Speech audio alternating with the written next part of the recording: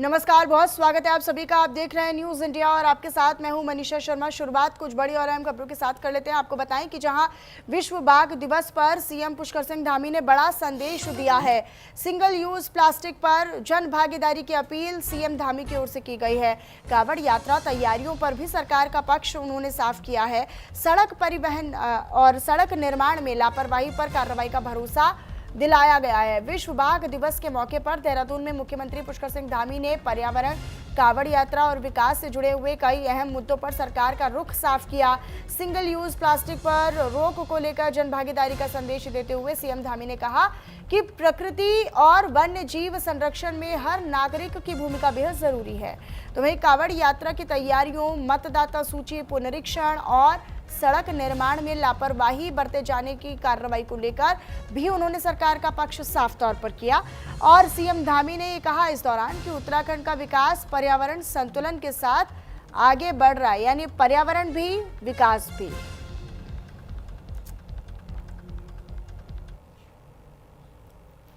कांवड़ यात्रा बहुत अच्छी होगी और सभी प्रबंध हमारा प्रशासन के द्वारा किए गए, सरकार के द्वारा किए गए हैं। हम कोशिश कर रहे हैं कि हर बार की तरह सभी शिव भक्त कांवड़ियों का हम यहाँ स्वागत करेंगे। बस सभी से हमारा यही अनुरोध है कि जो यात्रा है उनकी यात्रा अच्छी हो, सुखद हो, सरल हो, सुरक्षित हो, लेकिन उनकी यात्रा अन्य लोगों के लिए भी सुखद हो, उसमें किसी के कारण से किसी का व्यवधान न हो, इन बातों का भी हम।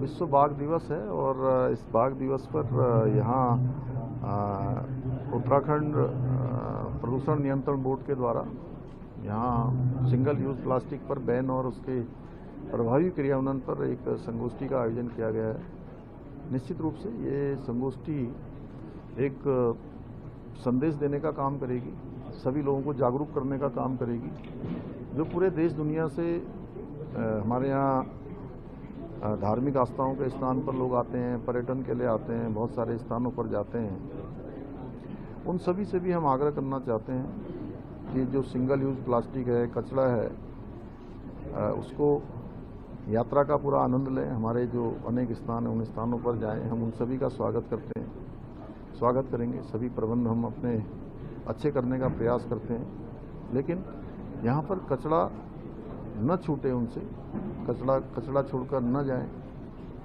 और साथ ही जो हमारे युवा पीढ़ी है, उन युवा पीढ़ी को भी इस प्लास्टिक मुक्त, सिंगल यूज प्लास्टिक मुक्त से जोड़ने का हम अभियान चला रहे हैं राज्य में। इसमें हमारे महाविद्यालय, यूनिवर्सिटी, महिला मंगल दल, युवक मंगल दल, हमारे निकाय के लोग, नगर निगम, जिला पंचायतें, हमारे सभी स्वयंसेवी संस्थाएं, व्यापारिक संगठन, सभी का हम आह्वान करेंगे। और पिछले दिनों जो हमने इस पर काम किया है।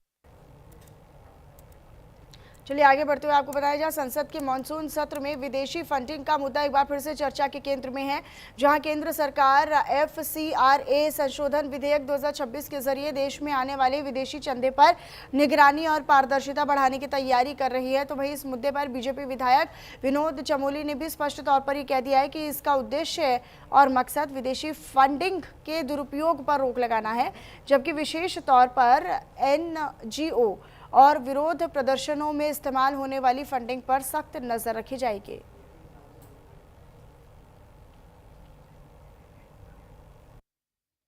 ढंग से है तो क्या हुआ? भाजपा के लोगों में क्या दिक्कत है? अगर कोई विदेशी फंडिंग का दुरुपयोग कर रहा है और विदेशी फंडिंग में पारदर्शिता नहीं अपना रहा है, तो वो किसी भी दल का हो, इस देश का कोई भी नागरिक हो, उन सबको ट्रैप किया जाना चाहिए, उनको पकड़ा जाना चाहिए और इसकी कोई व्यवस्था बननी चाहिए।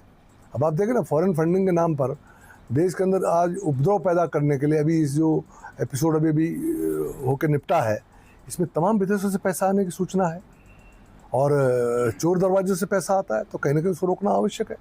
देश में अगर स्थिरता लानी है, देश की गति को अनवरत इसी प्रकार से आगे बढ़ाना है, तो हमको इस तरह के हस्तक्षेपों को रोकना पड़ेगा, क्योंकि पैसे के कारण बहुत सारी गतिविधियाँ इस देश के अंदर होती हैं।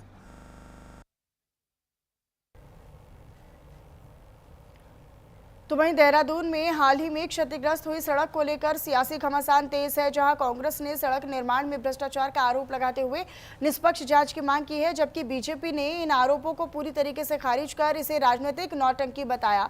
सड़क की गुणवत्ता और जिम्मेदारी को लेकर दोनों दल आमने सामने आ चुके हैं। अब ऐसे में सबकी नजर सरकार की अगली कार्रवाई पर टिकी है।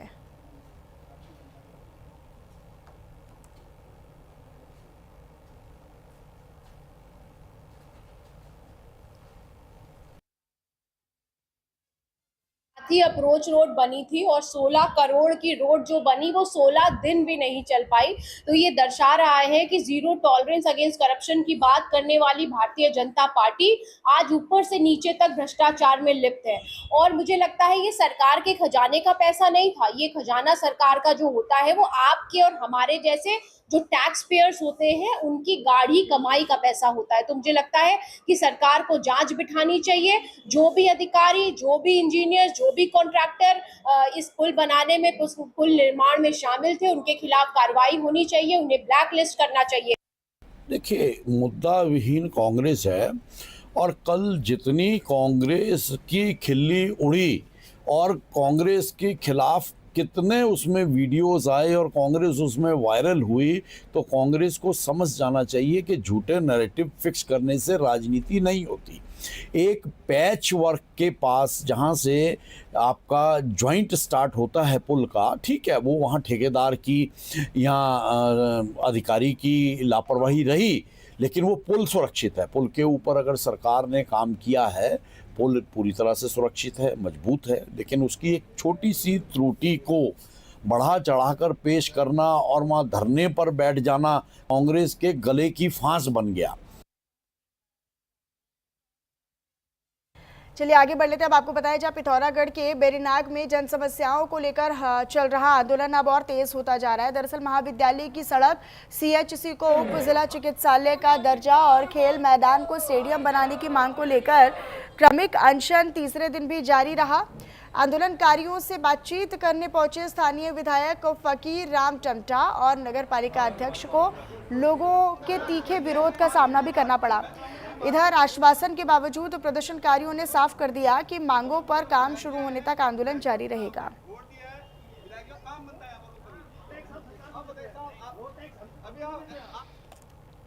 संगठन ने जनहित से जुड़े हुए मुद्दों पर बेरीनाग में जो आंदोलन चल रहा है, इसमें आंदोलनकारियों को अपना पूर्ण समर्थन दिया है।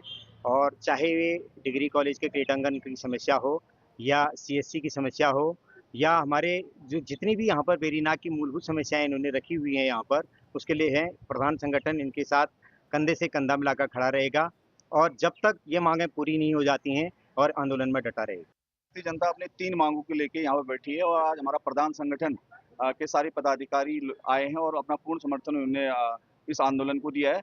कल विधायक जी और नगर पालिका अध्यक्षा मैडम यहाँ पर आए थी, लेकिन दोनों के जो जवाब थे वो सकारात्मक नहीं मिले। तो हमें उम्मीद है कि विधायक जी और जो नगर पालिका है दोनों आपस में मिलकर जो हमारी मांग है इसको जल्द से जल्द पूरा करेंगे। और मैं बहुत धन्यवाद देता हूँ परिग्राम प्रधान संगठन का कि उन्होंने अपना पूरा समर्थन हमको दिया है और ये समर्थन आगे भी जारी रहेगा। आप इन सबसे उम्मीद है, मैं सभी का इनका धन्यवाद देना चाहता हूँ। 3 सूत्री मांगे हैं। पहला है हमारा डिग्री कॉलेज की रोड की समस्या, दूसरे हॉस्पिटल का, तीसरा और बेरीनाग फील्ड। जब तक हमारी मांग पूरी नहीं, हम धरने से बैठे रहे। चलिए खबरों में आगे रुक करते हुए आपको बताएं, जहां उत्तराखंड में बदहाल सड़क व्यवस्था को लेकर कांग्रेस ने सरकार पर तीखा हमला बोला है। चुनाव अभियान समिति के अध्यक्ष प्रीतम सिंह ने आरोप लगाते हुए कहा कि करोड़ों रुपए खर्च होने के बावजूद सड़कें कुछ ही दिनों में टूट रही हैं। उन्होंने प्रेमनगर में धंसी हुई सड़क का हवाला देते हुए दोषी ठेकेदार को ब्लैकलिस्ट करने और उससे रिकवरी करने और जिम्मेदार अधिकारियों के खिलाफ सख्त कार्रवाई की मांग की है।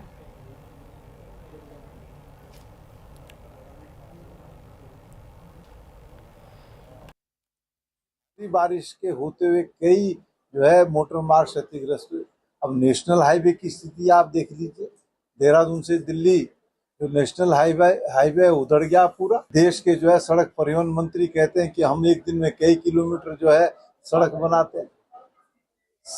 नेशनल हाईवे लगातार टूट रहे हैं, लेकिन कोई कार्रवाई विभागीय अधिकारियों पर और जो कॉन्ट्रैक्टर है उस पर नहीं की जा रही?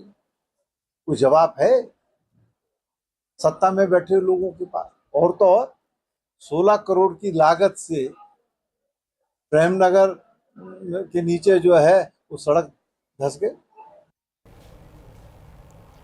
तो वहीं सावन के पावन महीने में रुद्रप्रयाग से आस्था का अद्भुत नज़ारा सामने आया है, जहां पर लगातार बारिश के कारण अलकनंदा नदी का जलस्तर बढ़ जाने से विश्व प्रसिद्ध कोटेश्वर महादेव गुफा पूरी तरीके से जलमग्न हो चुकी है और श्रद्धालु इसे मां अलकनंदा की ओर से भगवान शिव के प्राकृतिक जलाभिषेक के रूप में भी देख रहे हैं। हालांकि सुरक्षा के मद्देनजर प्रशासन ने गुफा में प्रवेश पर रोक लगाते हुए लोगों से नदी किनारे न जाने की अपील की है।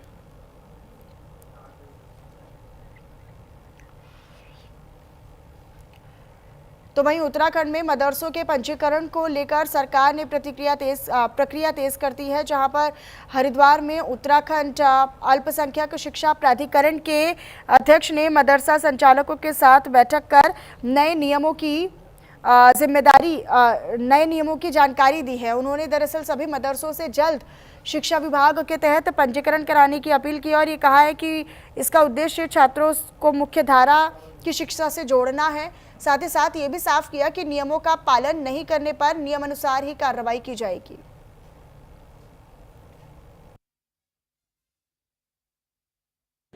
मदरसे वालों को मैंने हम लोगों ने बुलाया था यहाँ पर जागरूकता के लिए कि बहुत सारे मदरसे जो हैं अभी तक शिक्षा विभाग से मान्यता लेने के लिए प्रेरित नहीं हो रहे थे।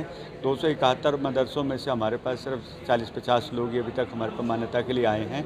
बाकी लोगों को मोटिवेट करना, उनके जो डाउट्स हैं उनको दूर करने के लिए ये हमारा मेन उद्देश्य था कि ज़्यादा से ज़्यादा लोग हमसे शिक्षा विभाग के थ्रू हमारे पास मान्यता की है। उत्तराखंड के माननीय मुख्यमंत्री जी का विजन यही है कि उत्तराखंड के मदरसों में जितने भी बच्चे पढ़ रहे हैं उनको मेन स्ट्रीम में लाया जाए और उसके लिए सबसे पहले शर्त यही रखी गई है कि वो पहले शिक्षा विभाग से मान्यता लेंगे। हमारी मान्यता तो पहले से ही कक्षा 1 से 12 तक जो है शिक्षा विभाग से है और मदरसा बोर्ड से हमने इसलिए ली थी कि हमारे पास दीनियात भी बच्चे पढ़ते हैं और अब भी हमने प्राधिकरण में जो 7 जुलाई में अपनी फाइल लगा दी है। हमें कोई समस्या नहीं। उसमें 2 समस्या हमें नज़र आती है, एक नक्शा पास की, क्योंकि हमने नक्शा पास की भी HRD में फ़ाइल लगा रखी नवंबर से, अभी तक वहाँ से नक्शा पास नहीं हुआ।